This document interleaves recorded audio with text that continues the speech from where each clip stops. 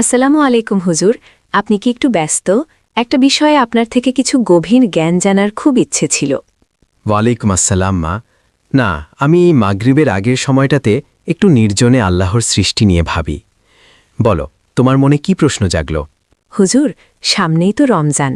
আমরা প্রতি বছর তারাবি পড়ি, কিন্তু আমার মনে হয় আমরা কি শুধু রাকাত সংখ্যার পেছনেই ছুটছি? তারাবির প্রকৃত রূহ বা আত্মাটা আসলে কি?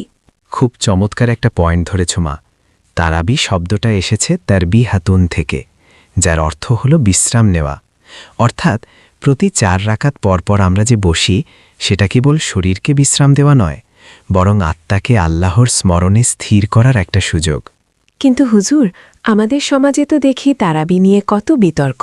কেউ 20 রাকাত, কেউ 8 রাকাত। আবার অনেকে এত দ্রুত কোরআন তেলাওয়াত করেন যে কিছুই বোঝা যায় না। এটা কি ঠিক?